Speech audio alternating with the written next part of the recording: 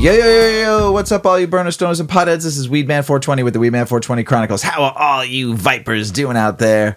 Mrs. Weedman. Mr. Weedman. How the hell are ya? I'm illin'. You are illin'. Mrs. Weedman's got a little... I'm going down for the count. Hey, you vipers out there. Hopefully you're smoking some big fat doinks while you listen to the show. And Mrs. Weedman and I are about to get normal. And we are smoking the Devil's Green Gold. And it's actually lemon pepper grown by our friend Big Earl. And we love this. We love this lemon pepper. We smoked it on the show a few shows ago. And Big Earl, kudos to you, brother. This is a perfect sativa blend. Heady, but yes, kind. It doesn't like get me all wild and crazy. It's just a great, just 70-30 sativa indica strain that's just so great for overall work, play, fun, talkative. We've been smoking this strain a lot. And everybody we've given it to asked, where'd you get this from? Where'd you get this from? Ms. Weedman? Are you sharing a joint with me, Mr. Yes, Weedman? I'm probably have it too. We were kissing on Christmas, and we were, there was just a lot of germs this Christmas. Yes, with our family, a lot of colds and things going around, and now we're all kind of slowly dropping. Yeah, the whole family's dropping like a fucking bad Santa fucking party right now. I tell you what, a bad gift. Here's talking about gifts. We were watching the news the other night, and it was Christmas Eve, like during the day. We were watching the news while we were getting ready, cooking and stuff like that. And they said that $10 billion worth of gifts get returned this year. They called it $10 billion of unwanted gifts. Unwanted gifts. 10 billion. Yes. Not million. Billion. But with a B. So you do understand, like, most people are just buying stuff because we have to buy stuff. And we're wasting our time because then people are just taking it back. Can we just get away from gift giving? 10 without being Scroogey? Billion. I'm Scroogey. But now you know why. No, we've always been on the same page about the principle behind why you are that way. And I've always believed that it's just Christmas became kind of I hate to call it a shit show, but as far as gift giving goes, it has. It's just become, it's all about the gifts and like not about the point moment of just being together. And that's why I love Thanksgiving so much, because it's just get together and be around the people you like and enjoy and be thankful. Right. That's best. Yes. But this Christmas was fun. We did. We had a great Christmas Eve. We did. And I only brought that up because I thought it was funny to see the $10 billion. But we had a great Christmas Eve. But then they also brought up another point that like 1% of Americans do their shopping in like the last hours of Christmas Eve. No, it wasn't 1%. And but it was like the 1% was like 16 million people are shopping on Christmas Eve. I thought it was like 134 million people. I thought it said. Oh, I don't know. We don't Christmas know. Eve. I think but it was a lot more than we expected. I think it was 100 million people shop on Christmas Eve. Last minute shoppers getting the last minute gift, or I think it said 100 million. And I was talking to my buddy Wild Mike, and he's like, "I'm like, where you at?" He goes, "I'm at the mall shopping." What was it? Christmas Eve. I was like, "You're part of that 100 million club." How's it going out there right now? But Christmas Eve was great, and I'll tell you why. Food was good. The weed was amazing. Thank you, Midwest Terps, for Dung Drop number 13. We had some good cousin walks. Yeah, good cousin walks. We just walked down the hallway to the garage. On this one. But we did a $25 grab bag, right? Which was a lot of fun. You couldn't spend more than $25. You had to buy it from you couldn't buy it from a major corporation. You had to buy it from like a local small business. Or make it yourself. Or go to an estate sale. Yeah. So that was fun. Everybody got some really fun, really thoughtful gifts. It was really cool to see some of the people's faces going, "Oh man, I didn't even know. Wow, holy smokes," kind of stuff. And then we did of course, Mr. and Mrs. Weedman did our white elephant again this year. And how many people did participate in this one? We had 24 bags, and I think we had about 20 people. Yeah, 20 people in the white elephant. And it was great because everybody was excited and asking about when we were going to do the white elephant. And everybody had a lot of fun because it's all the swag we collect and nugs and whatever. It was just a little bit all the everything. Giveaways that we get through the year. We save them. And so we did. We had enough to make 24 bags, and the 4 bags left over, just everybody split and put in their bags. It was great. It was great to see the people's faces when they were opening up and saw swag from this place or got a pre-roll from this place or whatever. It's great. I love doing it. It's a lot of fun, and it brings a lot of joy to a lot of the burner stoners and potheads that are in our family. And then Mrs. Weedman came strong this year, really strong. She bought a karaoke machine. I did. And it was the highlight of the night. We have videos of our kids and nieces and nephews all singing. And I tell you what, because our nieces and nephews are now all between the ages of 18 to 20, our oldest. No, 21 is the youngest. Yeah. Oh, yeah, 21. I went to Nashville for her 21st birthday. That's true. She's the baby. Our great nephew is 12. Yeah. Yeah. 12. So, but yeah, 21, and our oldest is 40, yeah. Right? Mm-hmm. So, the whole family was in the living room and everybody was laughing. Our daughter, O-Dog, who's been on the show, we've mentioned her a bunch of times, did a little roasted Mr. and Mrs. Weedman, pretty good, and Polly and a few other people. And then she sung 3 songs and they were entertaining as fuck. And I think this went out. And so we sung, Polly sung, our nieces and nephews sung, and couples were doing duets. Yeah, duets. Nephew, like girlfriend or boyfriends of our nieces got up, more like who you wouldn't even expect to get up and sing. They were, I mean, it was really fun. It's a great little karaoke machine. It's got a nice screen and you can hook it up to your internet and 2 microphones, and the sound was pretty good, and the lights up on the sides a little bit. It's a very fun machine. We got it at Costco and it was great. And it was much enjoyable. To probably a lot of the nieces and nephews said you have to bring that to more parties moving forward. I'm like, yeah, that's fine as long as we don't get obnoxious. And we don't.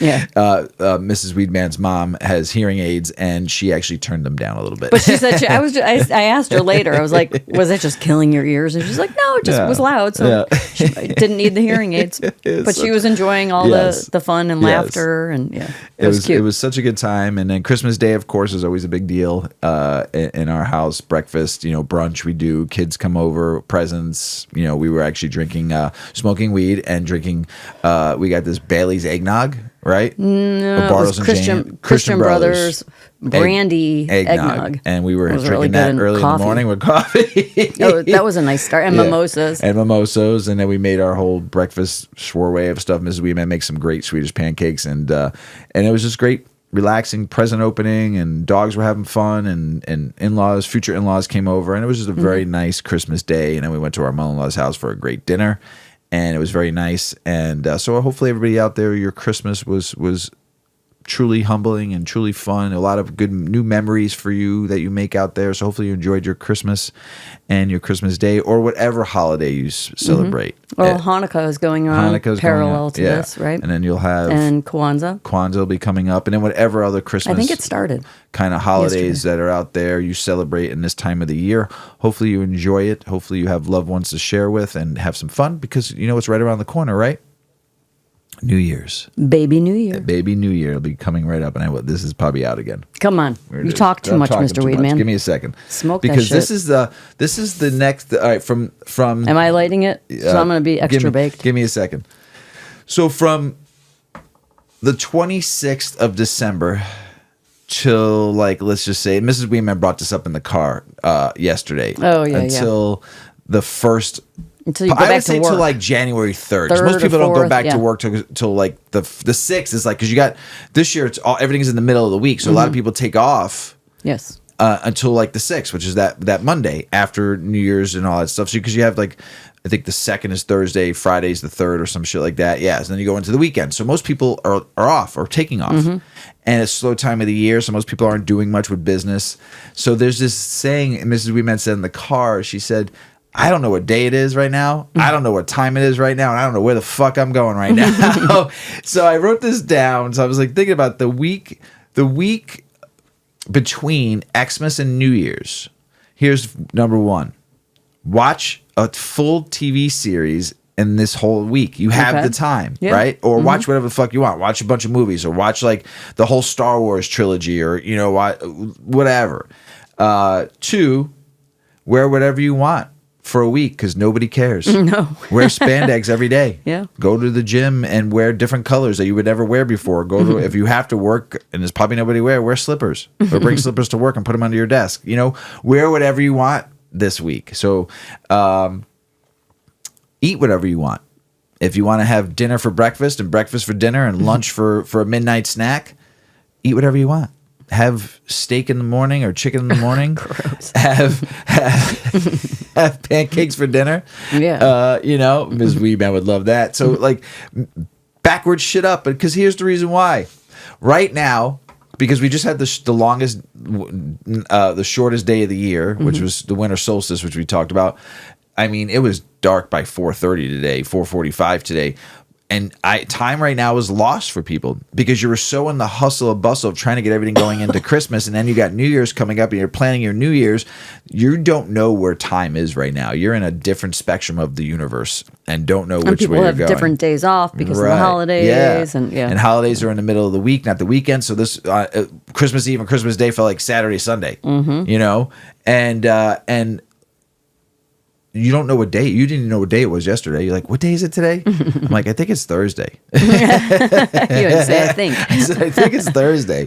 And you're like, what? I'm like, look at your phone. But yeah, you don't know because holidays are weird when they're in the middle of the week. It screws your whole rhythm up, And so you don't know what day it is. Your time frame is lost, and then here it is. The only seconds of time that you count down is the 10 seconds until what? New Year's Eve. The ball drops. Midnight. Yeah. You'll count those last 10 seconds. You're running to the TV to watch the ball drop. Or you're looking at your phone or your watch and you're looking, oh man, we got like 15 minutes. Right. You know that last 10 seconds of time. It's the last 10 seconds of what? The old year. And you're ringing in the new and baby New Year. Right? Yeah. So that's Mr. Weedman's take for the last week. Take it or leave it. But you've been saying it. It's been funny as hell. Well, nobody knows what they're doing. Because like you're saying, most people have taken extra days off. Yep. You got holidays falling in the middle of the week, that you got weekends, you got kids off of school, you might be on vacation, you might be traveling. Yep. It's just like in this kind of you're in a blur. I don't even know what day it is. Where am I? Am I supposed to be working today? Yep. My phone's not ringing. We woke I guess I'm not working. Well, here was the weird thing too. I think everybody should have off the day after Christmas Day. Yeah. Because we were hanging out till 1 a.m, and next thing I'm like, oh damn, I think I gotta work tomorrow. Yeah. What day is it? What day is it? Yeah. And I think we didn't get up till 10 a.m. I went to work. I had to work still, but I didn't get up till 10 a.m. because we went to bed late. A late start. Yes, a little late start. And I think either you should only have to work a half a day and don't start till 1 in the afternoon, or you should have off. Because, those 2 days of prep, ready, party, have fun, takes a hell of a lot out of you. Yeah. So everybody should have off on the 26th of December. We had a good day today, though. Today is actually Friday. And the only reason why I know this is because I'm looking at my computer and it shows the date. Friday, the 27th, 2024. And we went out today and visited some of our South accounts. And we're going to do that. And Mrs. Weedman and I got in the car and we delivered baked goods. What did we deliver today? We delivered, so there's a local Greasy Spoon. It's like a little Greek diner. Yeah, they've got so good. 3 locations on the south side of Chicago, and they make their own donuts. Oh. And this place has been around forever. And I've never really thought much about it. And you always hear about their big Texas donut. So people will go there for their birthday breakfast, and then you can get a donut bigger than your head. Yep. And so I always knew about that, but I didn't know they were actually good until I had one in the last year, and they have some really good donuts. So we picked up donuts from there. We ordered them yesterday, picked those up.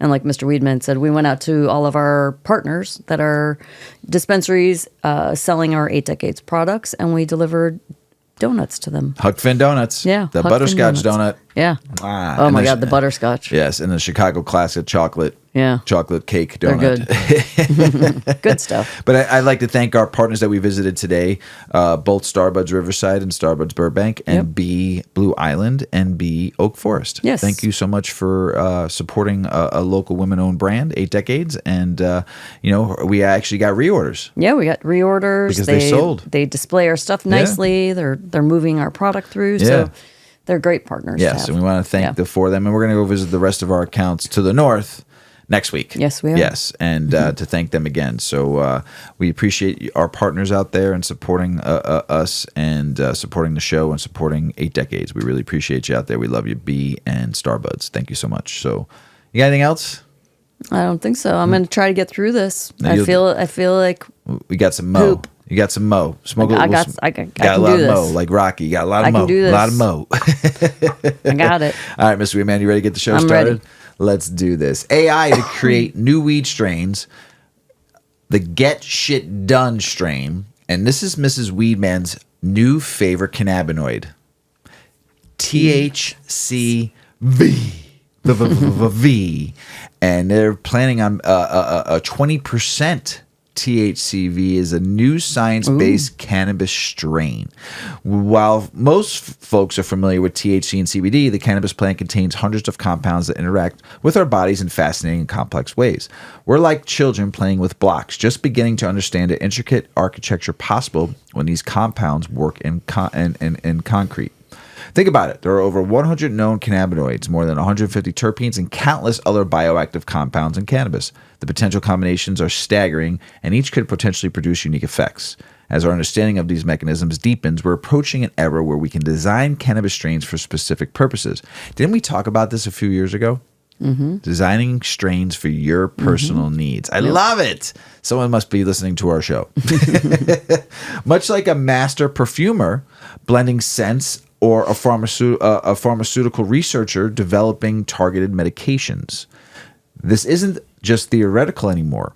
Earlier this year, this journalist caught wind of something that perfectly illustrates this potential, a groundbreaking new strain called Get Shit Done, GSD.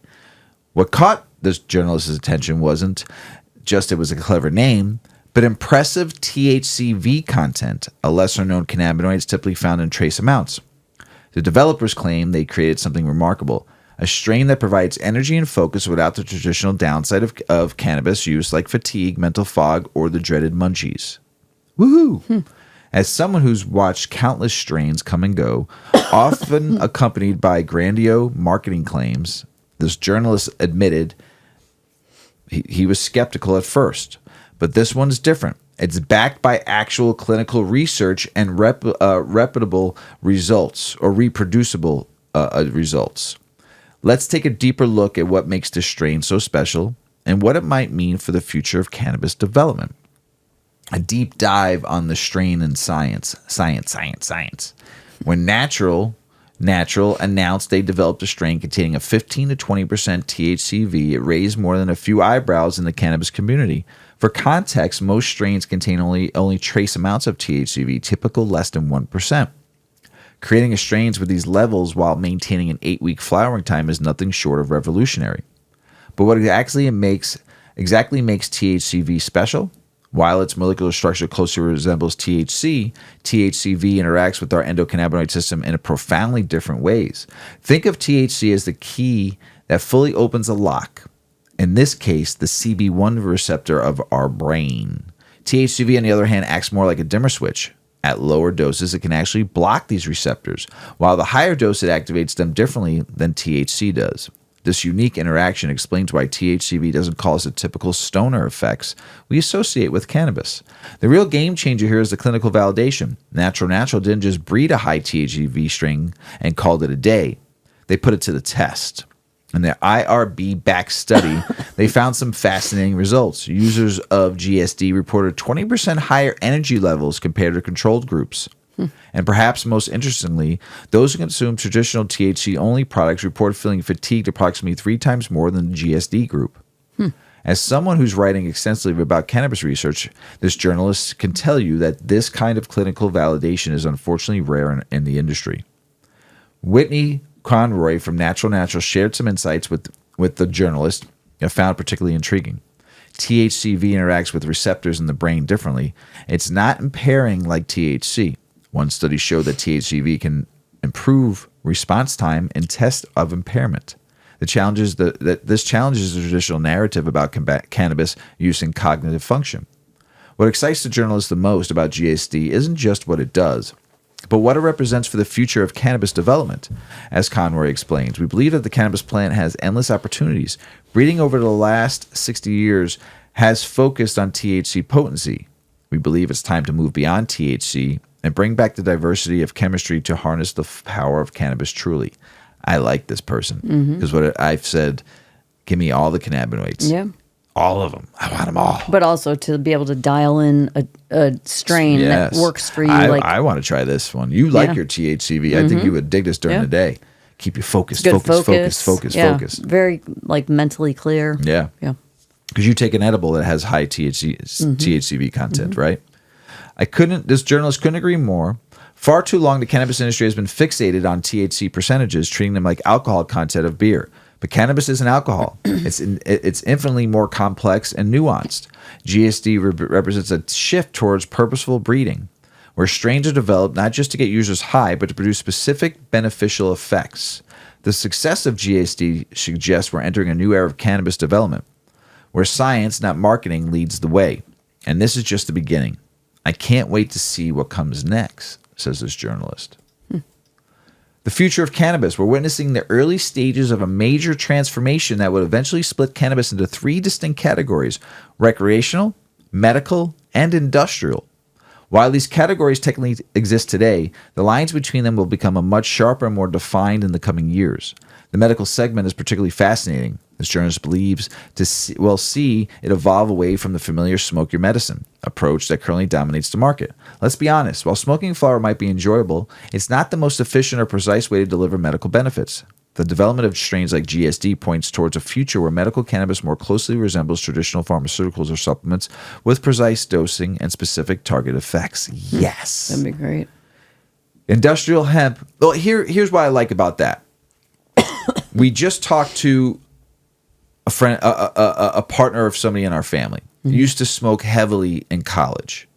Cannot smoke anymore because it induces such bad anxiety and paranoia. He basically freaks him out because this person enjoyed cannabis so much in his college years.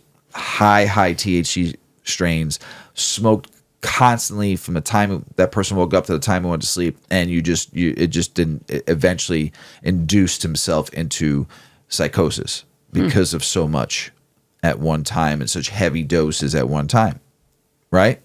So this is what this person was telling me. What we've learned, though, too, in the prior episodes, we've talked about this, and we've talked about. This is not the first person that's told me this. It seems to be we focus so much more on the high THC percentage, which your bodies aren't used to, right? And it does this to certain people. So I like this research and this way of thinking in this article and what these new doctors and these new scientists are thinking. Because there has to be an overconsumption point. When we talk about the fact that cannabis doesn't kill people, but an overdose doesn't have to mean... I mean, an overdose, I think that we associate an overdose with death. Greening out. It's just... Yeah, it's just an overconsumption. Right. You've had too much. There's only so much a body can take. 100%. And if you're taking super high, 300-400 milligrams at a time, days upon end. Or you're smoking an infused pre-roll that's 49-50%. Yeah. I mean, I've hit certain things, pre-roll stuff with diamonds on it. Like, I've hit stuff and... hit it like it's a regular joint, and then after 3 puffs, you're like, ooh, that was a bad choice. That was one too many. Yeah. Industrial hemp is already carving out its own niche in the American economy, and this writer expects this trend to accelerate. From sustainable building materials to biodegradable plastics, the application seems endless, but it's the recreational market where this journalist anticipates more interesting development. The emergence of strains like GSD suggests we're moving beyond the simple paradigm of getting high, which you used to talk about a lot, towards something more nuanced and purposeful. I envision a future of recreational cannabis splits into 2 main branches: classic recreational experiences, what we typically think of as getting high, and what the journalist calls functional enhancement, strains specifically designed to complement different activities and states of mind. Higher state of consciousness. Imagine walking into a dispensary and finding joints specifically designed for different experiences. One for creative work, another for social situations, maybe even one for physical exercise. It's not just about getting high anymore. It's about choosing the exact kind of experience you want. I love this article so much. On a side note, we also know that every strain doesn't work the same way for every person. But there are strains that, generally speaking, like the description should be right. a majority of what you're feeling. Yes. And then but also some now people it's just mirroring different. in the cannabinoids that give you that certain experience. Too. But I'm just saying, like, when it comes time that those types of things are available, that it gets that dialed in and specific, don't be disappointed if you don't get those effects. Right. Like, don't give up on it. Well, there was because also maybe it's just there's also going to come a period where they could take a draw of blood, and then they find can out create, what your endocannabinoid system and your CB1 receptors that will be a relate magical to. time. Yeah. Mud on. The success of GSD THCV dominant profile shows there's already a market for this kind of targeted effect. However, and this is a big however, all of this potential remains somewhat constrained by federal prohibition. The current legal landscape is trying to run a marathon with your shoelaces tied together.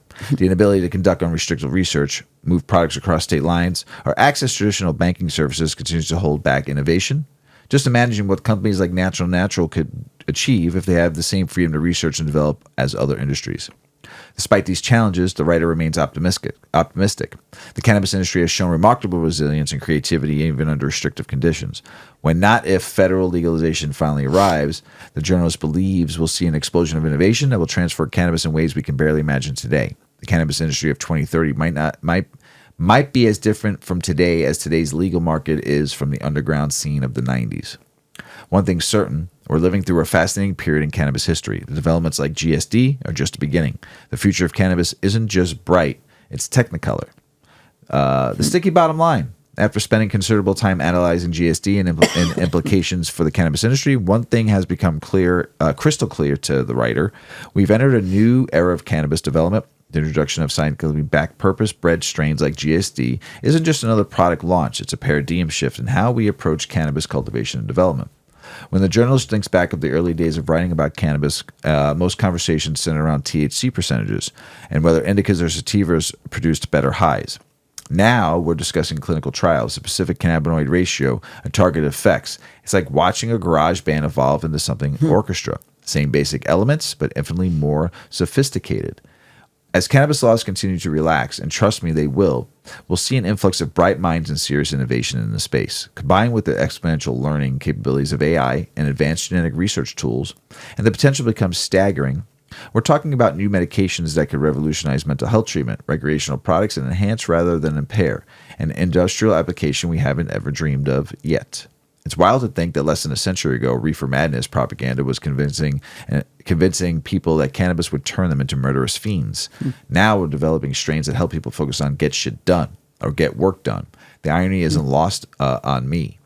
We're living through what future historians will likely consider a renaissance of cannabis. The development of strains like GSD is just the beginning. As someone who's dedicated their career to understanding and writing about this remarkable plant, the journalists can tell you the best is yet to come. Stay tuned, fellow enthusiasts. The cannabis story is just getting good. Great article. That whole article was just great for me. It just made me happy knowing that over the last 5 years, we've been reading about this, learning about this, talking about it. I remember sitting in Big Earl's house the first time I met Big Earl in person and sat in his living room and I was just saying, this is like 5.5 years ago, saying, if someone can learn how to dial in these other cannabinoids and get some of these other minor cannabinoids into major cannabinoids in the plant and take a step back on just focusing on THC, someone's going to be a very rich person. And he's like, really? We had this deep conversation. I'm like, I'm telling you right now. I'm telling you, the way the market's going, what we're looking into research, if someone can start getting all these cannabinoids higher, and we had that talk with Jason too from Illinois News Joint too, and it will revolutionize the industry. It will. And I tell you what, because there's some great cannabinoids out there. I would just like to smoke that high THC strain. Give me only 1% THC and give me a 20% THCV for my daytime so I'm not so heady. But like someone like yourself and me that can now focus on 5 screens and phone calls and this and that, that's a strain that I want, you know? So we'll see what happens. But here's something really interesting too. Mrs. Weedman is going to talk about full spectrum versus isolate cannabis. What you need to know for your workday. Yes. So like a little preface to this, we've talked about in recent episodes the fact that when you're smoking a vape, you are really just getting THC, unless the distillate or whatever the liquid concentrate is that you're smoking has terpenes added back in. Because to get the cannabis to this liquid state, it requires kind of stripping it, making it pure, getting it down just to the THC. So you lose that kind of entourage effect that you may get from having terpenes and cannabinoids and all these flavonoids and all these other properties that are in the whole plant material. So this is very interesting because they're talking about full spectrum versus isolate cannabis. So when we're talking about an extracted cannabis coming from the plant, it is going to be a full spectrum or it's going to be an isolate. So let's talk about real quick, just because we've talked about CBD. Yes. Full spectrum, broad spectrum, and isolate. Yep. This is cannabis. This is THC. This is THC cannabis. now, so you know. Marijuana plant. Yes. So this is if you want to consume for your workday. This is pointers on using full spectrum versus isolate. Okay. When it comes to incorporating cannabis into your daily routine, understanding the difference between full spectrum and isolate cannabis products can help you make an informed decision that fits your lifestyle. Both options offer unique benefits, but how you know which one is right for you, especially how would you know which is right for you, especially when it comes to using cannabis during a busy workday. Full-spectrum cannabis extracts are designed to provide a broad range of compounds found in the cannabis plant, including cannabinoids like CBD or cannabidiol, THC or tetrahydrocannabinol, or CBG, cannabigerol, and terpenes. Got it. These products aim to preserve the plant's natural chemical profile, delivering a more holistic experience. So how could full spectrum help you while working? It can help you with focus and relaxation. Many find that full spectrum products, due to the entourage effect, offer a balanced experience. The entourage effect refers to the synergistic interaction between cannabinoids and terpenes, enhancing their individual effects. For instance, the CBD in full spectrum oil can promote calmness, while trace amounts of THC may provide a gentle energy boost without causing noticeable intoxication. This balance can be especially helpful for professionals looking to remain focused but relaxed. How can it help you with stress relief? Full spectrum products can offer relief from anxiety and tension. The natural compounds work together to support mood stabilization and overall well-being, helping you navigate your workday with a clearer mind. Cannabis isolates, on the other hand, are products that contain only one specific cannabinoid, most commonly CBD or THC.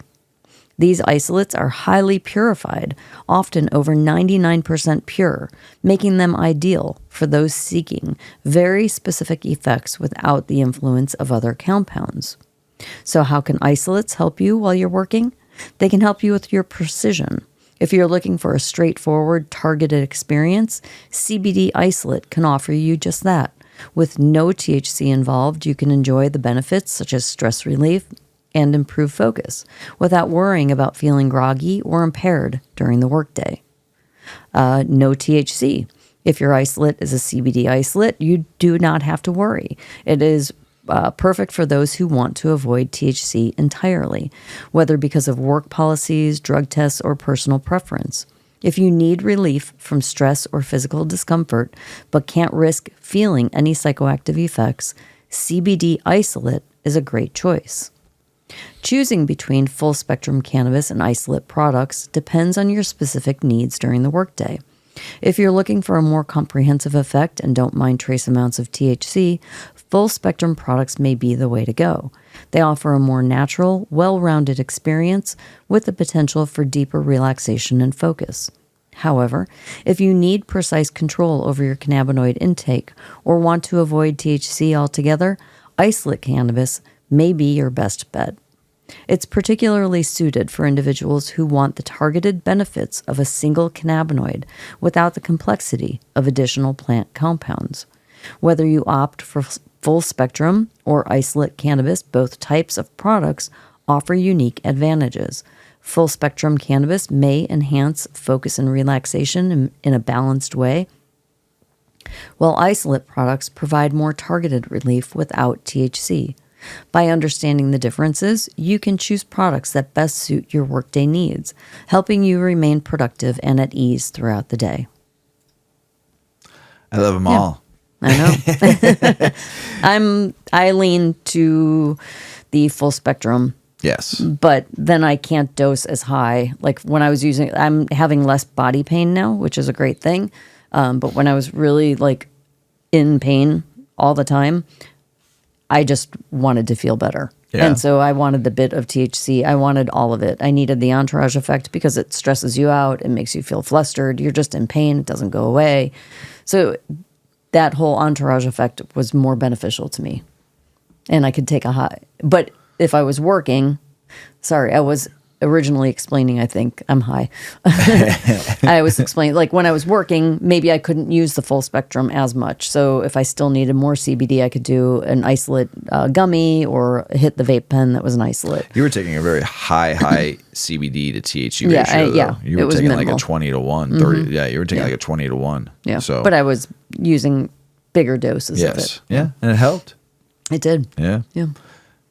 We had given some HHC carts that I had received in the White Elephant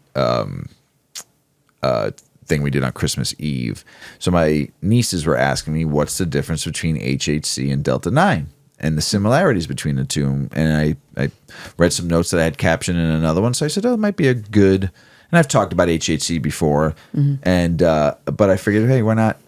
Maybe someone got some for Christmas. Yeah. So let's talk about it. Cannabis has so many compounds like we've talked about. So what is HHC? HHC is short for hexahydrocannabinol. It's a hydrogenated version of THC. It's not something you'd find naturally in large amounts in the cannabis plants. Instead, it's made through a process that adds hydrogen molecules to THC. The result, a more stable compound that's less prone to breaking down when exposed to heat or UV light. How is HHC made? Think of it as like a science experiment. HHC is usually created in a lab by taking Delta 9 or Delta 8 THC and using hydrogenation, basically combining it with hydrogen under pressure and it in the presence of a catalyst. The process changes its structure while keeping its effects somewhat similar to THC. Common uses and effects of HHC. People who use HHC says it's somewhere between Delta 8 and Delta 9 in terms of effects. It's often described as relaxing, but without being overly sedative. You might feel a light buzz, reduced stress, a mild euphoria. Some even claim it helps with discomfort or improving sleep, but solid research is still catching up. Since it's less potent than Delta 9, it's often favored by those who want a manageable experience without the strong psychoactive punch. We all know what Delta 9 is, but I'll just talk about it again, just in case if you're new to the show and this might be the first episode you're listening to. Delta 9 THC is the main psychoactive compound in cannabis. It is the reason you feel high when you use weed. Chemically speaking, Delta 9 is double bonded in the 9th carbon chain, which plays a big role in how it interacts with your brain. Natural occurrence in cannabis. This one is straightforward. Delta 9 is found in high concentrations of the marijuana plants. It's what most people think of when they hear THC. Unlike HHC, there is no need for a lab process. It's already there. Hemp plants, however, contain much low levels of Delta 9 THC, which is why it's primarily extracted from marijuana. Common uses and effects of Delta 9. The effects of Delta 9 are well documented. Depending on the dose, you might feel euphoria, increased appetite, or deep relaxation. For medical users, it's also used to manage pain, chronic pain, nausea, and other conditions. It's also been studied for its potential benefits in anxiety relief, though higher doses might have the opposite effect, like we just talked about, causing paranoia. Delta 9 THC is versatile, but it's not without its risk, particularly for new users or those sensitive to its psychoactive effects. Now, there's some key differences between HHC and Delta 9 THC. Chemical structure and the composition. The main difference is their structure. Delta 9 THC has the iconic double bond, while HHC's hydrogenation makes it more stable. The difference might not mean much to the average person, but it's why HHC is less likely to degrade over time. Potency levels. Delta 9 is generally more potent. HHC might require a higher dose to get a comparable effect, but some people prefer its lighter touch.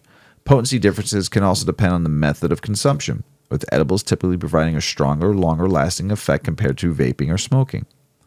Duration of effects. Both last a few hours, but some users report HHC effects fade more gradually. Delta-9, on the other hand, can have a sharper come-down. HHC's gradual fade makes it appealing for those who want a smooth end to their experience. So we talked about THCV, and they created a 20%. Here you go. Create a plant, coming from the plant, and not having to use that process to make it.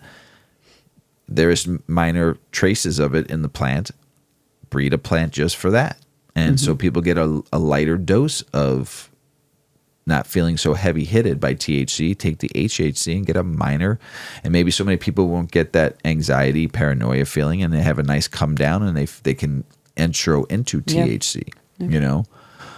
Benefits and the drawbacks. HHC pros and cons. Pros, more stable, so it lasts longer on the shelf. Effects are milder, making it less overwhelming for beginners. Can be a functional option for daytime use. Cons, limited research, so we don't know what its full impact yet. Availability can hit or miss depending on where you live. Legal gray area in many regions. Delta-9, pros and cons. Pros, because Mr. Weedman loves it. That's a pro. Sorry, just added that in. But pros, well studied with established medical uses. Widely available in areas where cannabis is legal. Stronger effects make it ideal for experienced users for those with high tolerance. The cons, higher chance of side effects like anxiety. More likely to show up on drug tests. Shorter shelf life compared to HHC. So there's some asked questions between the two. Is HHC safer than Delta-9? Not enough research exists to say definitely, but HHC's milder effects make it feel safer for some users. Will HHC or Delta-9 THC show up on a drug test? Yes, both can potentially show up on a drug test, so use with caution if that's a concern. Which one is better for recreational use? That depends on you and your preference. HHC is greater for mellow time, while Delta-9 is better if you're looking for something more intense. HHC versus Delta-9, choosing the right one for you. The choice comes down to what you are after. If you want a milder, more laid-back experience, HHC might be a good option. On the other hand, if you're looking for something stronger or in the need for medical reasons, Delta-9 is the way to go. It also depends on what's legal and available where you are, and always consider your tolerance levels when experiencing before diving in. If you're unsure, consult with someone who's knowledgeable. I think they should grow a plant that has higher quantities of HHC. Let's really try what this is all about. Yeah. I want to try.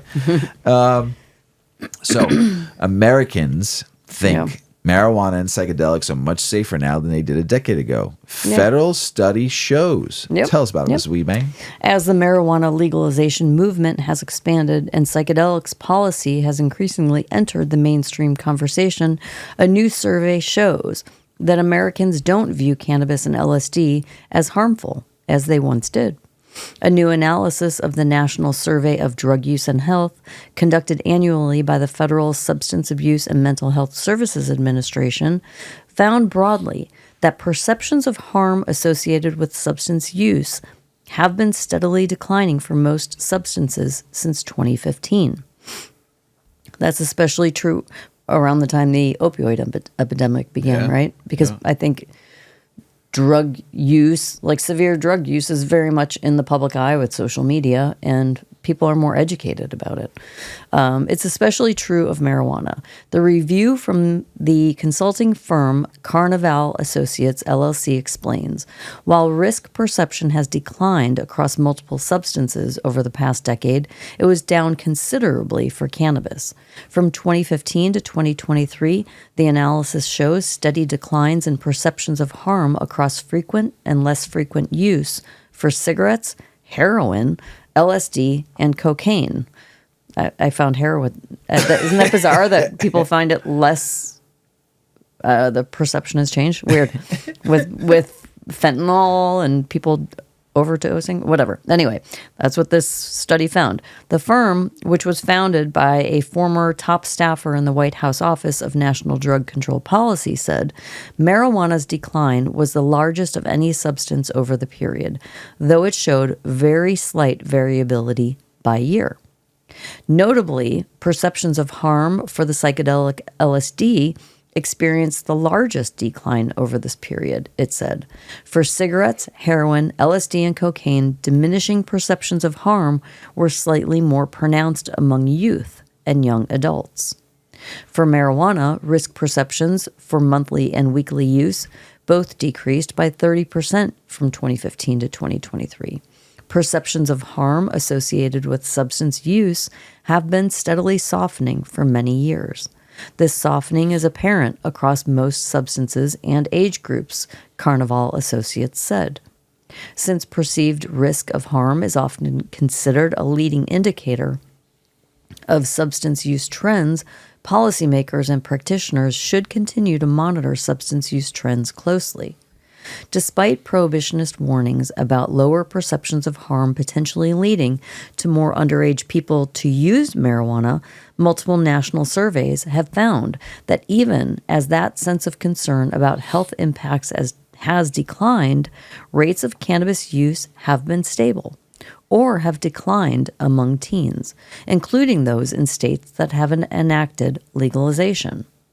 A study published in the journal Pediatric Reports in October revealed a significant decrease in youth marijuana use from 2011 to 2021, a period in which more than a dozen states legalized marijuana for adults, detailing lower rates of both lifetime and past month use by high school students nationwide.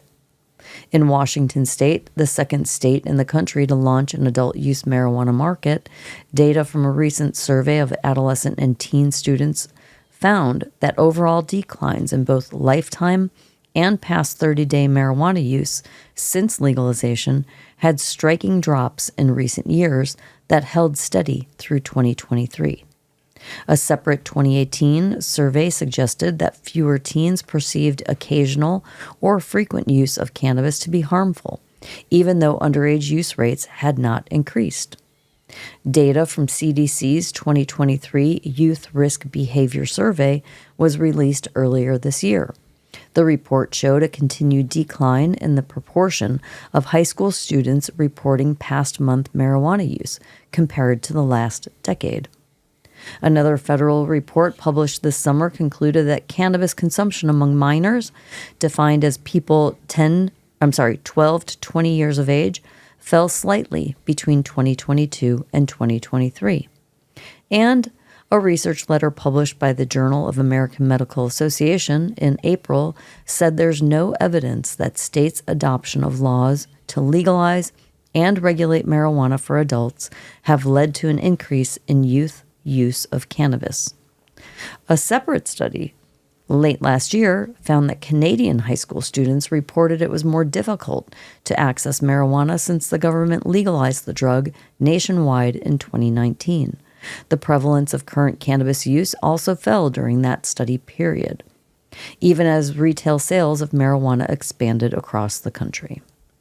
An earlier analysis from the U.S. In the CDC found that rates of current and lifetime cannabis use among high school students have continued to drop amid legalization movement. A separate study published in the American Journal of Preventive Medicine in 2022 found that state-level cannabis legalization was not associated with increased youth use. The study demonstrated that youth who spent more of their adolescence under legalization were no more or less likely to have used cannabis at age 15 years than adolescents who spent little or no time under legalization. That's interesting. Very. These trends were observed despite adult use of marijuana and certain psychedelics reaching historic highs in 2022. No pun. According to separate data released last year. If you ask me, this is all positive news, and just I particularly think that that's so. I would like to understand why, like why teens have used it less, because they're more informed, and maybe they realize like they're not that like a lot of 20-somethings aren't using alcohol as much. So now there's this next group of kids not going to use drugs. I don't know. It's interesting. Hence, I have the next article that talks about, I tied in both of our articles. Oh, look at that, Mr. Weedman. So teen marijuana use continues to drop as more states legalize. Federally funded study shows contradicting opponents' claims. Even as more states have legalized marijuana, rates of teen use are on the decline.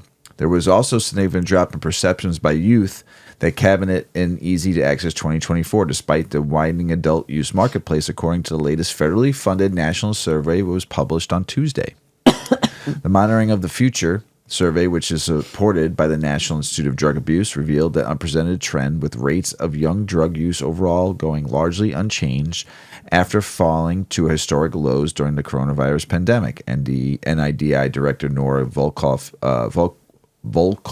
said, for cannabis reform advocates, the latest findings reinforce the argument that enacting regulated marijuana markets for adult use with safeguards in place such as ID checks and secure retailers ultimately deters youth access. To the point, cannabis use among 8th, 10th, and 12th graders is now lower before the first state started enacting adult use legalization in 2012. There are currently 24 states that have legalized weed. While past surveys have found that more adults are using cannabis amid the legalization movement, that hasn't been the case with teens. Cannabis use remains stable for the younger grades, with a 7.2% of 8th graders and 15.9% of 10th graders reporting cannabis use in the past 12 months. NIDA said in the press release on Tuesday, cannabis use declined among 12th graders, with a 25.8% reporting cannabis use in the past 12 months, compared to 29% in 2023. Yes. I think that as information has become so readily available, internet, phones, kids are just more educated. And I also feel like, now I'm not raising a teenager or a preteen right now, but I don't think that peer pressures are the same about that stuff as they were when we were growing up. It's true. I could be completely wrong. I mean, depends. Like, it's just really interesting. Right. The teen use is going down. Yes, big time. Yeah. I mean, that's a big difference. Also, among 8th, 10th, and 12th graders, students involved in the MTF survey, there was a stable trend when it came to rates of vaping cannabis. And while vaping stabilized, reports of smoking as a method of using marijuana have declined. NIDA and researchers at the University of Michigan, which conducted the survey, also expanded the questionnaire for 2024 to include 8th, 10th graders in the question about using Delta 8 products. They found that 2.9% of the 8th graders and 7.9% of the 10th graders reporting using within the past 12 months. And for 12th graders who are previously asked about the cannabinoid use of Delta 8, remained stable with a 12.3% reporting use within the past 12 months. At a briefing, NIDA official said the results reflect an encouraging trend that's taken some experts by surprise. Volkow, for example, had largely attributed the earliest substantial 2020 to 2021 drop in illicit substance use among youth to the fact that the pandemic minimized social interactions for many young people. The expectations was that there would be a resurgence amid renewed socialization, but that hasn't happened. This trend in the reduction of the substance use among teenagers is unprecedented in the response to the latest data. We must continue to investigate factors that contributed to the lowered risk of substance use to tailored interventions to support the continuation of this trend. The survey also found that across the 3 grades, there was an increase in the perception that marijuana use carries a great risk.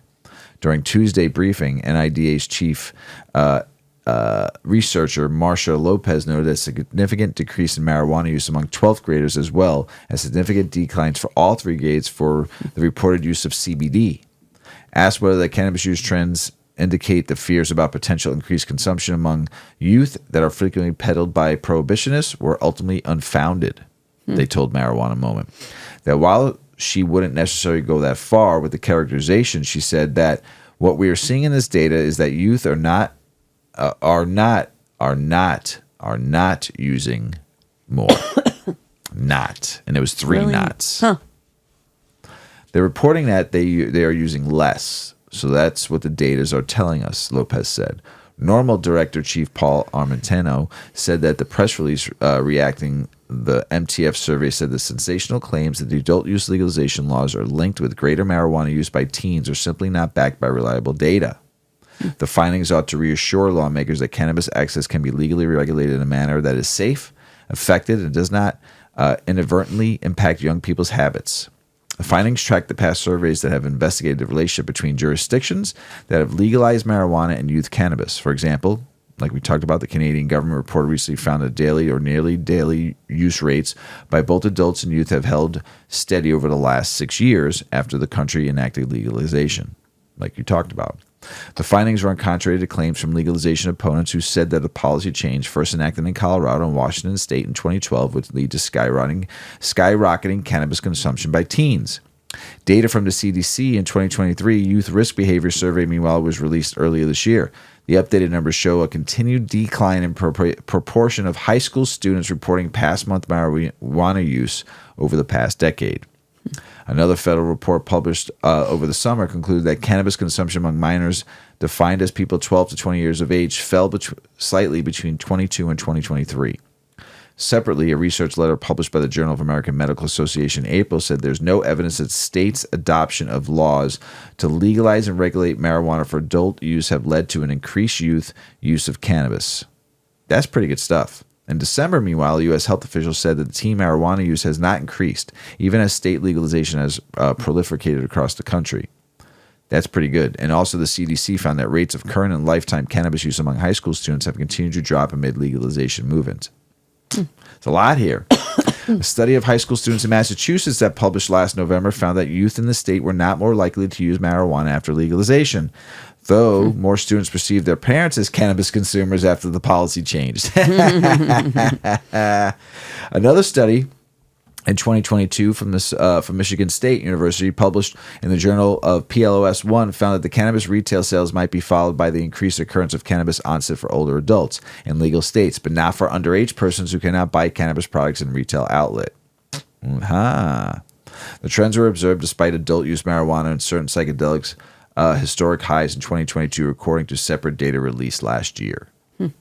That's good news. So tied into what you were talking about, did it help get you more into it, all those studies? Yeah. Pretty damn good. It's great. We like accessories. We do. What is our favorite way to smoke cannabis, to smoke weed? A joint. A joint. Yes. Now that you know how to roll, yeah, you do like it. So best weed experiences start with the best accessories. And one of the best accessories that you all need to get is an 8 decades smoke set to go with these other accessories. So tell them about it, Mrs. Weedman. Tell them about my stuff or the article. You can tell about the article first, then we can go into the best accessory on the market. Yeah. Rolling joints, blunts, backwoods, and other creations is an art performed by the best rolling papers.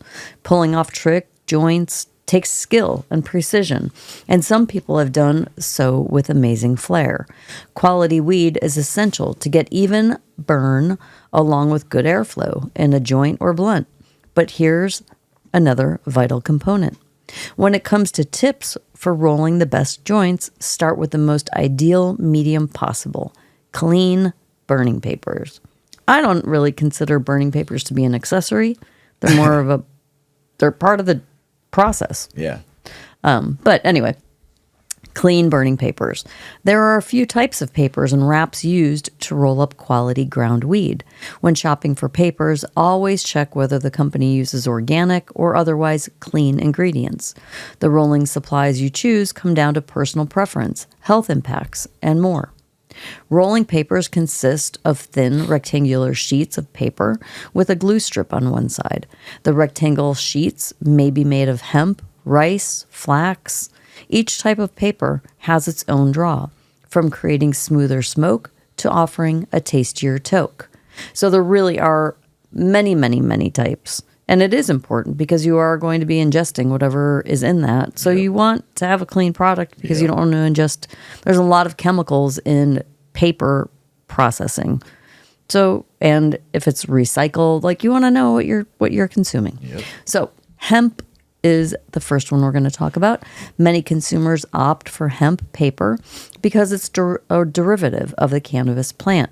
This option is also more sustainable for the trees, as the paper is created as a byproduct of the hemp industry.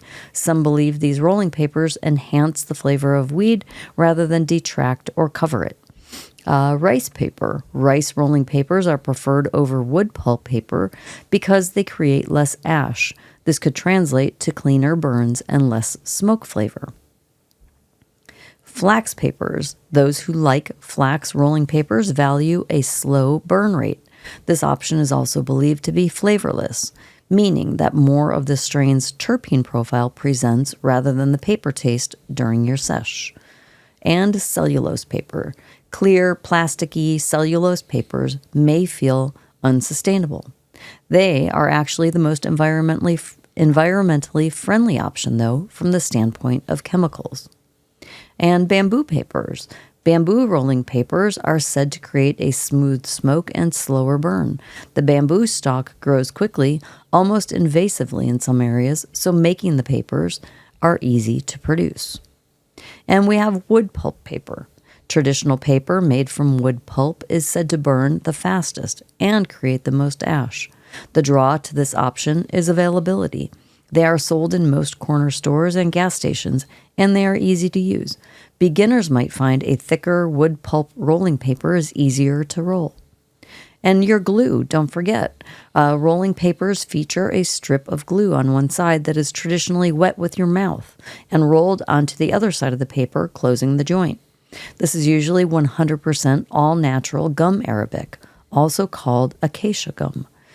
Though research is rarely cited or available, all paper companies claim that gum arabic is safe to inhale. However, experts warn that too much of anything, even natural acacia gum, could prove harmful. Rolling papers are only as good as their ingredients. Much like a joint is only as good as the weed inside. The ingredients of rolling papers make or break the smoke. The wrap or paper can translate to smooth or harsh smoke, pure or muddled flavor. So consumers who put time into selecting particular strains might apply the same discretion into which paper they prefer. We like papers. We like papers. I like organic papers. You do like organic hemp. Paper. I like hemp. I will say when I was like, I had gotten the hang of rolling a joint, but I wanted to like fine tune some things. I did switch over to like a cigarette, like the I think it was Zigzag. Yeah, it's just a standard like a cigarette paper. Classic. So it's heavier. Yes, and it gives you a little more control when you're learning to roll. So I could figure out where my mistakes were. The good old classic Zigzag. I mean, it's just great. Yeah. It's just amazing. It's just what I was used to for so many years, right. You know. When people would roll joints, just go get a pack of Zigzags, baby. That's all. That was basically the 90s, you know, if you weren't rolling a blonde. Yeah. You know. Before we get started on political, state, and business news, why don't we light that joint up and we'll tell you a little bit about 8 Decades. Check out Mrs. Weedman's baby, 8decades.com, where you can find all your cannabis accessory needs and clothing. You can get your 8 Decades clothing line. You can get your Weedman 420 clothing line. And you can also check out Mrs. Weedman's baby, the 8 Decades rolling tray. Oh, my goodness. If you haven't gotten yourself a rolling tray or an ashtray or the tool set, you can buy the whole set or you can buy each one individually. If you don't need an ashtray and you don't want the tool set, you can buy the tray. If you don't want the tray or the ashtray, you can buy the tool set because the tool set's great. It's got a great scooper. It's got a great cleaner. It's got a great dab tool, whatever you want to use it for. It's amazing. It's interchangeable. It's all stainless steel, 16 gauge. It's a beautiful, what would you call that, diamond cut on there? The gripper part of it. Something like that. Yeah, it's pretty nice gripper on there. It's got a little tamper at the end. It's got a little pot leaf at one end. It's a very, very nice thing. So check out 8decades.com. And don't forget to sign up for what? Our newsletter. Yes. And you'll get free shipping on your first order. Yeah. So sign up for our newsletter. And then make sure you come see us on January 11th. Yes. At the Blue Island Beer Company for the Spliff Society and Tree Huggers event. What is it called? I forgot. I don't know. I forgot. It's January 11th. It's January 11th. 3 to 10, right? Or You'll 3? see posts on the 8 Decades Instagram and links to getting tickets. Tickets will be at the door and also advanced ticketing. Mr. Weedman talks too much. He never smokes the joint. It just keeps going out, Mr. Weedman. There we go. There you go. Puff, puff. So, end away. No. So make sure you check out 8decades.com, everybody, and support the brand. Support Mrs. Weedman, Mrs. Weedman's baby. Female-owned business started by her. Proud of you, Mrs. Weedman. 2025 is going to be a big year. Thanks, Mr. Weedman. Mm-hmm. I hope so. Smoke break's over. I'm interested in seeing how the Instagram platform better serves the cannabis community. Yeah, right. I'll see. There's going to be some changes in how we can post. So we'll see. We'll see what happens. I'll believe it when I see it. And maybe I'll sign back up again. I'm still being a brat. I don't blame you. Mrs. Weedman asked me the other day, she goes, are you going to sign up for Instagram again? I said, I miss the Vipers. I miss the fun, but I don't miss putting my content. Homework. I don't miss putting my content on somebody that doesn't want my content. Yeah. Someone mentioned Blue Sky to me, and then I did some research on it. I still don't know if it's cannabis friendly, but I've heard a lot of cannabis people are moving over to that, leaving Twitter, X too, and going over to there. So I'm going to do a little bit more research. You might find me on there and looking for some different platforms to go on instead. Because I just don't want to start something up and lose all my work again. So. But thanks for supporting 8 Decades, though, on Instagram. Check Mrs. Weedman out. If there's a message you leave me, she'll always let me know, and I'll answer back. So check out 8 Decades, at 8 Decades, so on Instagram. So, all right, political, state, and business news, everyone. Illinois approves first female orgasm disorder as a medical marijuana qualifying condition. I saw that. Power to women, baby. There were like 3 other, I think fibromyalgia, that was ovarian. That was already on there, I think. There was something that changed this week. There were 3 things. Okay. Well, I know it was the female orgasm disorder. The Illinois edition was given preliminary approval by the State Medical Cannabis Advisory Board earlier this year. A recommendation release signed off by the State Health Department. Also, November sales for Illinois was the biggest month of 2024. $149,284,730. We're going to see what's going to... December was the biggest month of 2023, and November came close of this year. I think December of 2023 was the first time we did over 150 million. So I am looking forward to seeing these numbers for December of 2024. But big month November was. Recreational marijuana proposals would ban billboards, allow pre-rolls, and super pre-rolls in Ohio. I want a super pre-roll. These proposals include a potential ban on marijuana-related billboards to limit the public advertising. Additionally, they aim to allow the sale of pre-rolled joints, including super pre-rolls, large-size pre-rolls, giving consumers more product options. These changes are part of ongoing regulatory discussions as Ohio adjusts its approach to legal marijuana.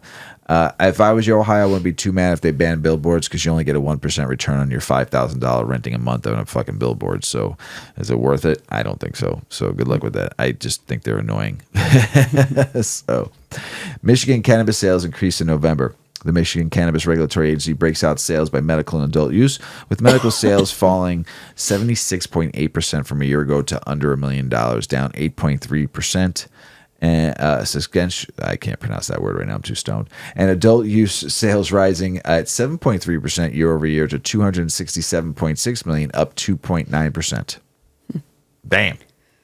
$267.6 million in 1 month. Illinois did. I just read $149 million. You folks in Michigan love your weed, and everybody else around you loves your weed because it's cheap. Not cheaply made, cheap priced. States collected more than $9.7 billion in marijuana tax revenue since mid 2021. Federal Census Bureau reports $9.7 billion. U.S. states where cannabis is illegal have racked in more than $9.7 billion in marijuana tax revenue since the middle of 2021, according to newly updated federal data from the Census Bureau. That's up nearly $1 billion since the agency last updated its cannabis revenue tracker in September. So how come there's still homeless people? Didn't I just read that homeless is up 18% in this country? You tax revenue $9.7 billion. You could have took that extra billion you made and got some people unhomeless, right? Provide more services. Yeah, instead of putting it all towards police services and this service that shouldn't get any of that money anyway because you've just been beating us up for 5,000 years. So, so put it where it really matters. Veterans that are homeless, veterans that need medical cannabis to get off opioids and PTSD. Veteran health care. Yeah, it'd be great. How about health care for underprivileged people that need it too, and better a better system. Yeah, better system in general. Put it where the money should go and matter. Kentucky could legalize recreational marijuana. A new medical program works well, governor says. It's going to be quick. I heard licenses that were already bought, that they won the lottery. People are already trying to sell them for $2 million. $2 million already they're on the market for. Bam! Turn around and burn around and get the fuck out. Forget about all the spending the $3, $4, $5 million to build it and staff it and inventory it and run it 24/7, 7 days a week. Just give me that $2 million, I'm out. Paid $60,000 for it. $2 million, I'm gone.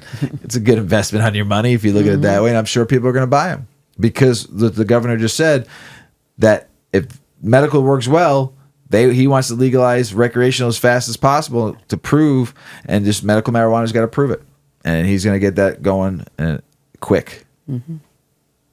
THCA seizures lead to $735,000 settlement for Tennessee hemp businesses. Tennessee authorities agreed to pay $735,000 to 2 hemp businesses after police seized hundreds of pounds of THCA flower, claiming it was legal hemp. The business Old School Vapor and Sack Wholesale filed a federal lawsuit when police seized products worth $1.35 million during a raid targeting mushrooms. Although no charges were filed, the products were returned promoting the lawsuit. The case highlights confusion over THCA legality under the 2018 Farm Bill. As Tennessee moves to close loopholes, I'll call it business development, allowing intoxicating hemp products. You had a good time in Tennessee when you went. Mm-hmm. Massachusetts closes in on new cannabis chief. Travis Ahern, the administrator for the town of Holstein, emerged as the runner-up for the October interviews with executive director candidates, according to the State House News Service. Bruce Stebbins, the commissioner, acting chair, and chief people officer Deborah Hilton Creek will negotiate with Ahern. Arkansas's MMJ regulators resigns. Trent Miner has resigned as regulatory administrator for Department of Finance and Administration effective December 31st, according to Northwest Arkansas Democrat Gazette. New Louisiana THC laws going into effect on January 1st, 2025. Instead of completely dismantling Louisiana's edible hemp industry, lawmakers instead chose to much stricter regulations for 2025. House Bill 952, sponsored by Representative Dustin Miller, Democrat Apeliosas, secured a 72-30 vote in the House, with 26-11 approval in the Senate during the last hour of legislative session Monday. Miller's legislation will, among others things, lower the potency of recreational hemp edibles from 8 milligrams to 5 milligrams of THC per servings and ban them from convenience stores that sell fuel. Existing alcohol establishments can keep selling hemp, but new permits halted. The new THC bill reduces the potency of liquid THC tinctures from 80 milligrams to 30 milligrams and capped THC beverages at 5 milligrams per serving. Damn. At least you still got it. Yeah. You might have to eat 3 or 4 gummies now to get you where you want to go. Top Indiana GOP lawmakers oppose medical marijuana, even as incoming Republican governor says it's time to legalize.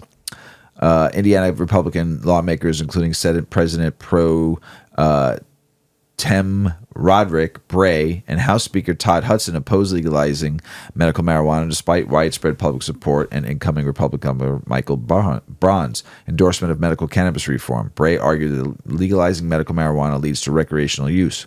While Houston raised concerns about marijuana's impact on mental health, meanwhile, Braun has acknowledged public opinion, with nearly 9 in 10 Indiana adults supporting medical marijuana legalization and signaled its intent to push for reform.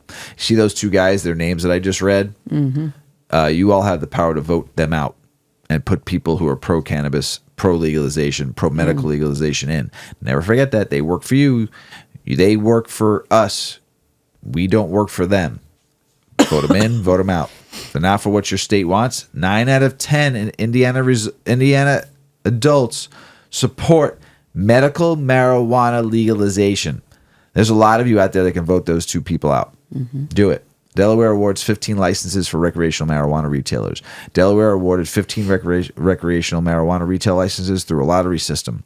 The licenses were distributed statewide, with Newcastle County receiving 7, Sussex County 5, Kent County 3. However, Kent County may face obstacles due to Dover's mayor vetoing ordinances that would regulate cannabis sales. Vote them out. Over 500 applicants participated in the lottery for the retail permits, which selected businesses needing to complete further applications and background checks before operating. California issues list of approved pesticides for cannabis cultivation. They issued approved lists of 261 pesticide products they've approved for use on your cannabis products. I like that face, Mrs. Weedman. 200 approved. 61 pesticide Put that products shit on that plant. they've approved. Make it bigger. Yeah. The guidance from the California Department of Pesticide Regulation comes on the tail end of another trying year for the state's industry as its primary regulatory. The Department of Cannabis Control, which has struggled to contain a months-long pesticide scandal. Look for organic flower. Just grow your own. Grow your own. New California laws for 2025, cannabis cafes. Wacky. AB 1775 legalizes Amsterdam-style cannabis cafes, allowing lounges to also sell food and drinks that aren't prepackaged. After opposition from the American Heart and Lung Association and Newsom's veto of a similar bill in 2022, AB 1775 includes additional protections for workers against secondhand smoke. Lots of people want to enjoy legal cannabis in the company of others. Bill authors Assembly member Matt Haney, also a San Francisco Democrat, said in a statement, and many people want to do that while sipping coffee, eating a sandwich, or listening to music. There's no doubt that the cannabis cafes will bring massive economic, culture, and creative opportunities and benefits to our state. Hell yeah, they will. Come on, Illinois, get your shit together. Massachusetts regulators order single lab testing to combat cannabis lab shopping. Massachusetts regulators will require cannabis companies to use a single laboratory for compliance testing starting April 1st, 2025. The move aims to prevent lab shopping where businesses select labs that report more favorable THC levels or overlook contamination. The decision follows concerns over inconsistent testing practices. Labs will need approval to subcontract testing, and results must upload within 72 hours. This policy is intended to improve product safety and oversight in the state's cannabis market. Good for you, Massachusetts. Protecting your peeps. U.S. hemp farm bill delayed for the third time. The highly anticipated U.S. farm bill has been pushed back until next year, leaving the future regulation of intoxicating hemp substances in the hands of individuals and states. This week, Congressman announced the 2018 U.S. farm bill, which legalized hemp containing no more than 0.3%. 0.3%. Not 0.03%, not 0.00003%, 0.3% of Delta 9 THC. Unintentionally creating a legal gray market for hemp-derived intoxicating products would be extended for a year. So you got a little more time. Unless the states fuck you, which a lot of them are starting to do. New Jersey marijuana sales topped 1 billion mark for 2024, state officials announced. New Jersey marijuana sales have officially exceeded 1 billion in 2024, regulators announced on Monday. The New Jersey Cannabis Regulatory Commission said that as of Saturday, combined recreational and medical marijuana purchases reached 1,826,946, marking a 25% increase over 2023 totals. Damn, Jersey! The place I was born. New York governor signs bill to resume marijuana farmers markets and classify cannabis as agricultural product. Good for you, New York. Kathy Hochul signed 2 bills related to cannabis. One law revives the Cannabis Growers Showcase program, allowing farmers to sell marijuana directly to consumers at pop-up markets. Hell yeah. Should be allowed all across the country. Boosting access to legal products, the second law officially classifies cannabis as agricultural products, helping farmers qualify for lower tax rates on land used for cannabis cultivation. These measures aim to support the cannabis industry and simplify the market access for farmers. The bad guys are easy to find in ongoing medical cannabis drama. You ready for this? Mm-hmm. Alabama! Medical Cannabis Commission, AMCC, for its mishandling of the state's medical cannabis license process. Despite numerous legal challenges due to violations of the state laws, the AMCC, bless you, labeled companies filing lawsuits as bad guys. While forcing them to pay hefty fees for essential worthless licenses. The commission's actions, including secret meetings and flawed procedures, have delayed the industry's progress, leading to frustration from businesses that invested millions into the program. You didn't get just the hammer. You just didn't get the nail. You didn't get you got the screwdriver. Yeah. Like you didn't get banged up and beat up. You got screwed like bad. Bad. And you've been waiting like 3 years now. We've been talking about Alabama. Roll Tide for a hot minute now. With Mrs. Weedman. Yes. All my friends and fucking burner stoners and potheads, man, just fucking got a basement. Get yourself a 2x4x6 tent. Start growing your own. Because it might be another year to 2 years to 3 years before these lawsuits get taken care of, and all these millions of dollars just down the drain. So you might as well just do it yourself. Missouri cannabis regulators announced new rules to target predatory contracts. Missouri cannabis regulators announced new rules targeting predatory contracts in the state's cannabis industry. These measures are aimed at protecting license holders from unfair agreements, especially those that exploit small operators or minority-owned businesses. The rules will focus on transparency, requiring full disclosure of contract terms, and ensuring that agreements align with state law. The move comes as part of a broader efforts to foster a more equitable cannabis market and prevent larger companies from taking advantage of smaller players. Good for you, Missouri. Can I move there and open up a dispensary, please? Okay. We found a nice piece of property we'd like to open one up on. Cannabis sales near $1 billion since legalization. Guess where? Montana. Joe Montana. In 2022. Man, good old Montana, reaching $1 billion. Customers spent just under $300 million on marijuana products from January through this November. That's the latest month data available through the Montana Cannabis Control Division. That brings total sales to over $920 million since January of 2022. The month recreational sales began with around $25 million in average monthly sales. That positions the industry to cross the $1 billion threshold in the first quarter of next year. Good for you, Montana. Good for you. I was just noticing that Yuki is like out like a light. She's like asleep with her mouth open, like mouth breathing. maybe she's her eyes are rolling. Maybe she's under the weather right now too. Yeah, I think she's like not feeling quite right. I can see her from here. See that? Isn't that funny? Yeah, that's funny. She never sleeps like that. She's out cold. It's been raining the last few days here, so Yuki hasn't had much yard time. And I've been working hard on long walks, but we don't really let her go out in the backyard and when it's raining because it's just mud. Or it will become mud. Yeah, and her paws are like fucking meat hooks, and they just collect. You take mud out for days. So her out backyard time. Maybe she's almost 3, so maybe when they turn 3, they like take normal dog naps. I hope so. Because that's like sleeping.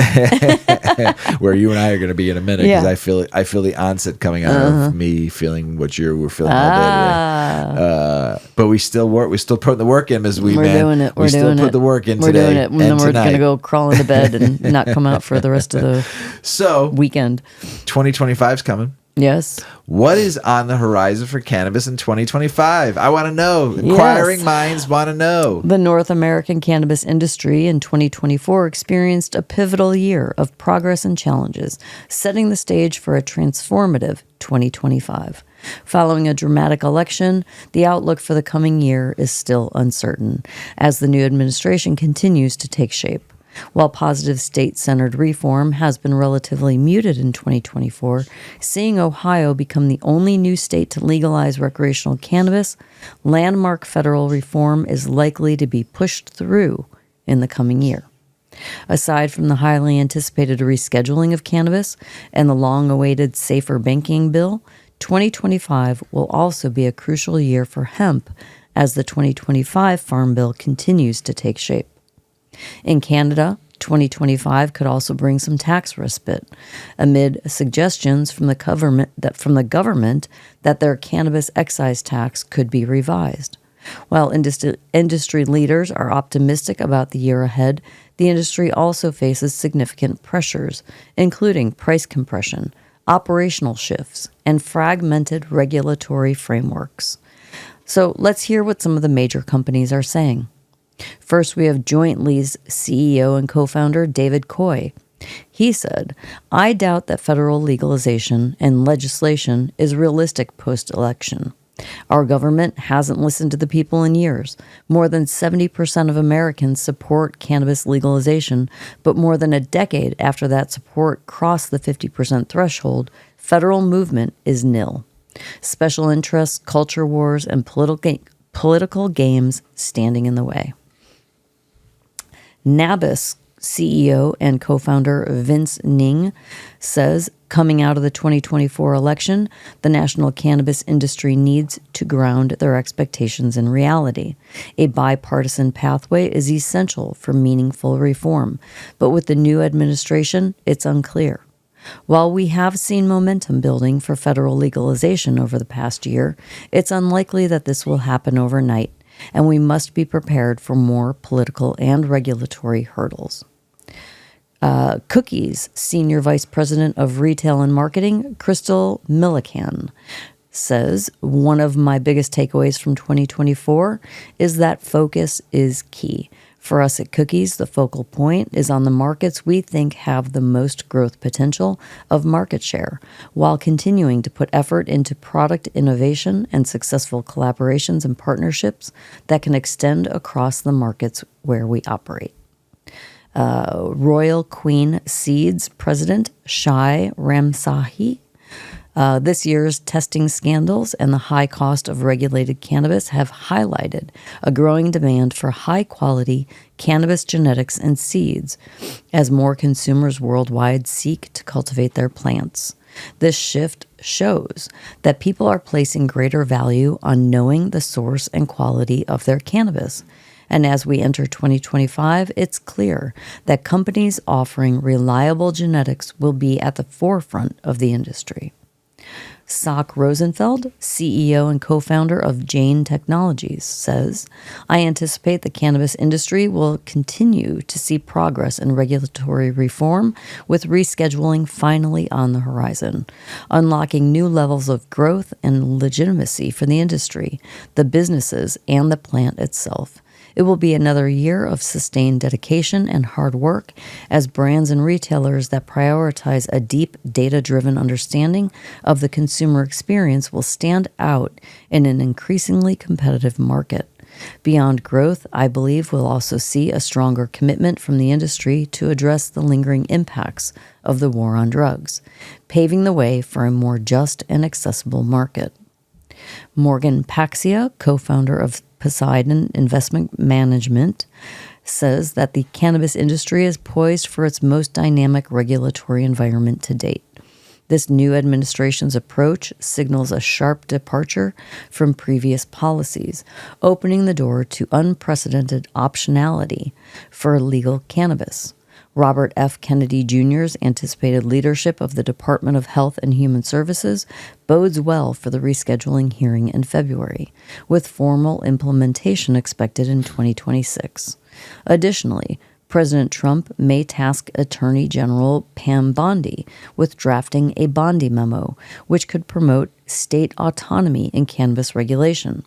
This memo may also help reduce barriers for cannabis businesses to access banking and investment opportunities as the rescheduling process unfolds.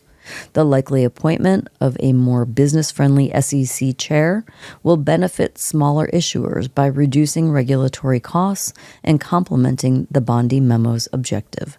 This shift could spark an influx of liquidity into the cannabis sector, alleviating the capital drought that has stifled growth in recent years. Industry consolidation will intensify as larger operators pursue strategic mergers and acquisitions and organic market share growth to offset pricing pressures. Early 2025 could bring significant regulatory advancements in the intoxicating hemp sector.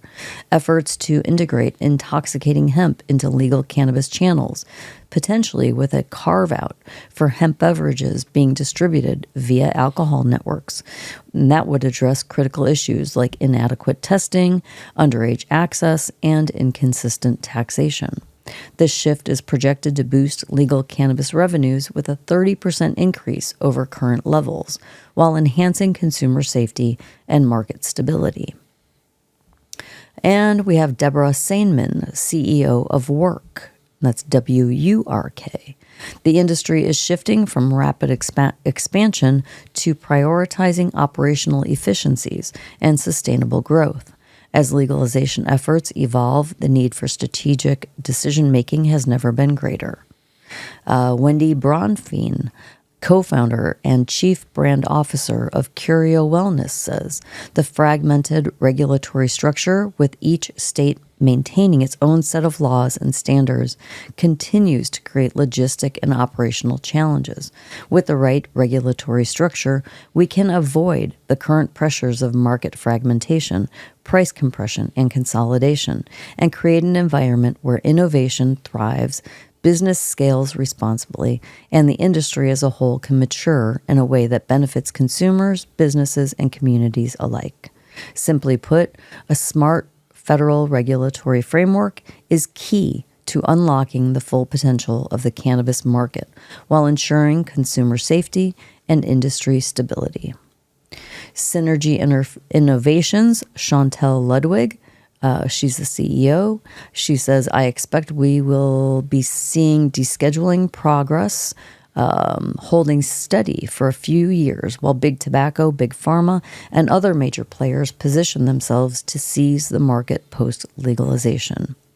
In the meantime, descheduling promises something real: access to capital and tax relief for all cannabis companies, which will fuel growth across the industry. So we've got some good opinions and ideas of what could be going on. Good. It'll be interesting. Medium. Not Ugly. great. It's not great. Keep on beating us up, but we keep on coming back, you know. International news. Will 2025 be the big year for cannabis in Germany? Germany cannabis policy is evolving with major changes expected in 2025.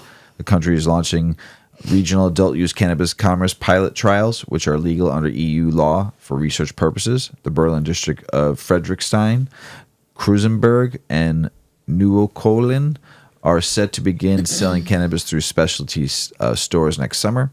These trials aim to gather data to shape future national policies.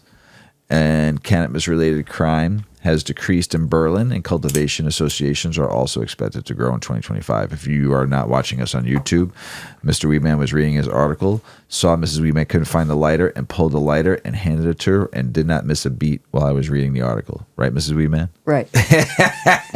Pretty damn good, huh? Pretty good. South Africa becomes the first African country to partially legalize cannabis. South Africa became the first country to partially legalize cannabis in May of 2024, allowing private citizens to grow and consume limited amounts of cannabis. However, the sale of recreational cannabis remains illegal. The new law follows years of legal battles, and while it allows for medical use, critics argue the law doesn't go far enough in protecting cannabis growers' rights. Despite this, South Africa's cannabis industry continues to attract significant investments, millions of dollars. France extends medical cannabis trial to help patients find alternatives. French health authorities have extended a medical cannabis experiment until July 31st of 2025, giving 1,800 patients more time to stop treatment or find alternatives. Well, why would you stop at all? With these 1,800 patients, have you found out that it's working? And now you want to find them an alternative? Now going back to the streets or finding a fucking hard drug like opioids or whatever? Man, France. Poof. Poof, man. Canada announces plans to reform cannabis excise tax in 2025. In December of 2024, the Canadian government announced plans to reform the cannabis excise tax system in 2025, aiming to reduce administrative burdens and support the legal cannabis industry. The proposed changes include transitioning from province-specific excise duty stamps to a single national stamp, simplifying compliance for producers. Currently, producers must navigate 13 separate provincial PROVINCIAL and territorial excise stamps. Provincial, thank you. I was saying it right. I didn't think I was saying it right, though. Yeah. Adding significant costs and administrative challenges. Additionally, the Standing Committee on Finance recommended adjusting the excise duty formula to limit it to 10% rate, addressing concerns that the current flat tax rate disproportionately impacts producers as cannabis prices decline. The recommendations aims to make a tax structure more equitable and sustainable for the industry. These purpose reforms are part of the ongoing efforts to streamline the cannabis regulatory framework and support the growth of the legal cannabis market in Canada. And that is international news, everybody. All right, everybody. Mrs. Weedman, I just found out, doesn't like Patrick Swayze and doesn't like Jessica. No, I did not Jennifer say that. Grey. I like them both. She don't like either one of them. I like them both. I just thought the article was first article in 5.5 years you really didn't care for. I was like, this one wasn't great, Mr. Weedman. It was okay. For culture, it was a cultural one. It's like all quotes, so I have to like pretend like I'm Jennifer Grey. Just don't even read that. Just tell them what it was about. Okay. So she No, I'm just going to read it. Jennifer Grey recalls a scene where she was smoking a lot of weed before it because she was in a sex scene with Patrick Swayze, but he was drunk. Ha, there it is. So she looked back on how this sex scene with Patrick Swayze that was ultimately cut from the 1984 movie Red Dawn was derailed by him being drunk and her smoking a lot of weed. We were in this, sleeping bag, and he was nervous or whatever, and he got into the sleeping bag drunk. Gray, now 64, said this week on a podcast with Scott Feinberg. In the film, Gray, Swayze, Leah Thompson, Charlie Sheen, C. Thomas Howell, and others played teenagers that retreat to the mountains as they launch a counterattack against a Russian-led invasion in their Colorado town. And she goes on to say, as an actor, you're looking at all your stuff in the script and you're like, all right, I'm running, I'm shooting, I'm running, I'm throwing hand grenades, I'm killing myself with a hand grenade. But this is the only acting scene I get to do that I'm not doing action, she said, of the sex scene. Well, why wouldn't you be doing action? Calling it because it was a tender scene. Oh, tender. Which she thought was part of the reason why she wanted to do the job. However, she said Swayze... She just wanted to have sex with Patrick Swayze. Yeah, exactly. She's like, yeah, I'll do that job. He's hot. However, she said he didn't know his lines. And then... What lines did he need to know? Hey, baby. Hey, pretty mama. Hey, pretty mama. He didn't know his lines, and then the scene got cut. And they said that we'll come back and we'll reshoot it, but of course that didn't happen.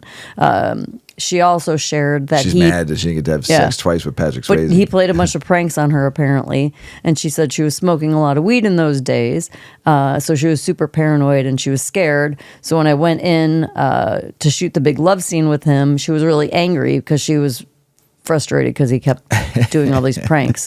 But she said I was a super young actor and she was really taking things seriously, and she was probably a little bit annoying because she wanted to do everything good. Gotcha. She previously shared that before they went on to co-star in the now iconic 1987 show or movie Dirty Dancing, Swayze did apologize to her for his on-set pranks during the test. So she said he pulled me down the hall and said to me, I love you, and I'm sorry, and I know you don't want me to do this movie. And Gray said, and he got tears in his eyes, and then I got tears in my eyes, and then she said it wasn't for the right reason. I was like, oh, this guy's totally working me. And then he went on to say that they could kill it if they did the scene. And they did in Dirty Dancing, right? So that's really it. The time of my life. I like the TikToks of the couples trying to do the dance, and they only in the water. So if you fall, you don't get there's hurt. a lot of falling. We've talked a lot about Snoop Dogg, but we've talked about him, remember, smoking 75 to 100 blunts a day. He said, what am I, a fucking machine? Snoop Dogg is a cannabis connoisseur. In fact, he's probably on the Mount Rushmore of celebrity marijuana smokers next to Wiz Khalifa, Willie Nelson, and Seth Rogen. Although Snoop is known to smoke a lot of weed, he wants to make sure people get their facts straight when it comes to just how much he's smoking a day. The Grammy Award-winning artist took to Instagram and to let everyone know the contrary to the online rumors. He does not smoke anywhere to 75 to 100 blunts a day. Snoop appeared to be specifically addressing a woman who made claims that she was the rapper's private blunt roller. In the video, Snoop showed a collection of less than a dozen roaches. Bitch said, I smoke bitch this and I smoke that all day. Stop lying, he began. Fuck, I'm gonna smoke all the weed in one day. What am I, a fucking machine? Bitch, this is the roaches. See the roaches? Renegade Piranha, the woman who identifies herself as Snoop's personal blunt roller, sparked the rumor when she appeared on the Kyle and Jackie O show, an Australian radio show. According to the New York Post, Piranha said Snoop smokes about a half a pound of weed every day. There's no way. I calculated over 450,000, Piranha said on the show, estimating the number of joints she has rolled for the 51-year-old artist. According to Piranha, the rapper rarely goes anywhere without a blunt. Snoop first denied the claim when he went on Instagram last week to post a brief statement. The bitch is conning you, man, he wrote. What am I, a fucking machine? I just figured like there's that many that burn in the day, but he probably smokes like a couple puffs on each one. You know what I mean? Like But how many joints has he or he given like away? passes them off to somebody and gives a couple here. So she might roll a shit ton. Right. But he ain't smoking. But he's not smoking them 75 all. to 100 blunts a day. Yeah, and he works his butt off. So 2024 was year of Snoop. Yeah. He even released a new album too. Right. You know, just right at the end of it. So it's actually pretty good. So everybody, 2025 is right around the corner. I mean, we are coming up on it. It is today, 12/27/2024, Friday. See, I don't even know what fucking day it is. I said Thursday. It is Friday. It is Friday. 12/27/2024, 11:01 p.m. We have a few days here to kick ass and whatever you want to do at the end of 2024, or just kick back and relax, like we said, and don't care what day it is. Eat whatever the fuck you want. Watch a fucking TV series. Watch some movies. Watch some shows. Wear leggings to work and your pajamas to work for the next couple of days because there ain't gonna be nobody in there. So, eat whatever you want. Who cares what time it is? Who care what day it is until January 6th when you really got to go back to work and get your goals set and get going for 2025. Don't forget, write down your goals. Get shit done. Make sure 2025 becomes a really good year for you in whatever you want to do and accomplish in your life. And, you know, it's up to you. There's nobody else that can make you do whatever, which we were just talking about this in the car, right? It's up to you to get shit done. It's up to you to change your life. It's up to you to move forward and ahead. It's nobody else's responsibility, because I'm going to tell you this right now. Life's not fair. Get fucking used to it. No matter where you live in this world, life is not fair. Get used to it. So take this week, reflect, refresh, have some fucking fun, get it all out of your system. And January 6th, don't ever start your fucking the day after. January 1st, I'm starting my. No, it doesn't work like that. January 6th. The first Monday after New Year's. Yes, is when you get your mind is ready, and you go. And you charge out there and get your life and what you want to do in your life done. 2025 could be the greatest year of your life. It could be the fucking mediocrest year of your life, or it could be a really shitty year of your life. Let's not have any shitty year. Let's have a great year. Let's go out there and get it. Excel in your life, excel in your dreams, and go get what you want out of it. And you can succeed in whatever you want to do. Because why? Mr. and Mrs. Weedman believe in you. Got anything to say, Mrs. Weedman? Well, I was just going to say thanks, Coach. You're welcome. I play. Put me in, Coach. Put me in, Coach. I'm ready to play. All day. Center field. Look at me. I can be center field. You got anything to say? Everybody, thank you for following along with our antics and our shenanigans and some good information in between, hopefully. And thank you for supporting our brand and what we do. And just like Mr. Weedman said, preparation is key. I think I just heard Anthony Bourdain said it was a good quote. You got to tell me. Yeah. You typed it to me. Go ahead, finish. We'll go back. So, I'll find it.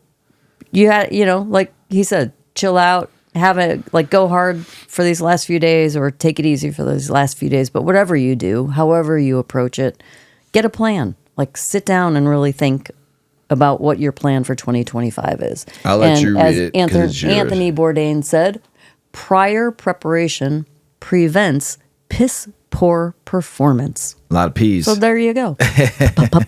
Peas. And the other text you texted me was the guy who said before that, food is feces in waiting. Yeah. he had Anthony Bourdain cracking up. Food is feces in waiting. It's just poop in the end. It's just poop. It's all just poop. It's all just shit.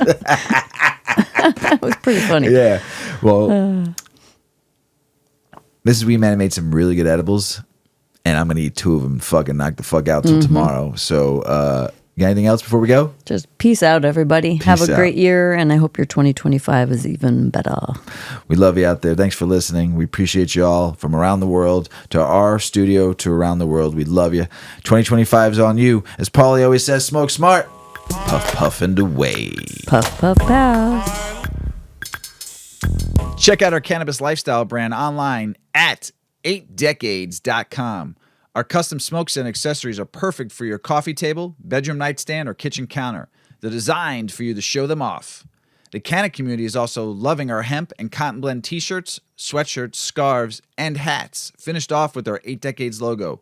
We've got some awesome long-lasting goods that will be your favorite for years to come.